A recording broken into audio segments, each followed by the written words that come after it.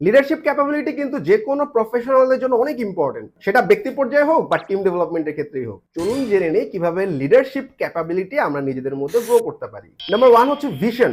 লিডারকে হইতে হবে visionary, long term এবং শর্ট টার্ম প্ল্যান রেডি করে ফেলতে হবে। নাম্বার 2 হচ্ছে কমিউনিকেশন। একজন লিডারকে অবশ্যই এক্সিলেন্ট কমিউনিকেটর হইতে হবে, যাতে সে টিম মেম্বারকে খুব সহজে বুঝতে পারে এবং মোটিভেট করতে পারে। নাম্বার 3 হচ্ছে ডিসিশন মেকিং। একটা লিডারের অনেক বড় একটা ক্যাপাবিলিটি হচ্ছে খুব অল্প সময়ের মধ্যে ইফেক্টিভ ডিসিশনটা মেক করা। তাই দ্রুত ডিসিশন মেকিং এর ক্ষমতা থাকতে হবে, তাহলে কনফিডেন্টলি টিম মেম্বারদেরকে হ্যান্ডেল করা সহজ হবে। নাম্বার 4 হচ্ছে টিম ওয়ার্ক। একজন লিডারকে প্রত্যেকটা টিম মেম্বারকে বুঝতে হবে, তাদের মোটিভেট করতে হবে এবং হেল্পফুল মাইন্ড নিয়ে লিডারশিপ ক্যাপাবিলিটি গ্রো করতে হবে, যাতে আসলে পুরো কাজটা টিমের মাধ্যমে সংগঠিত করা সম্ভব হয়। নাম্বার 5 হচ্ছে অ্যাডাপ্টেবিলিটি।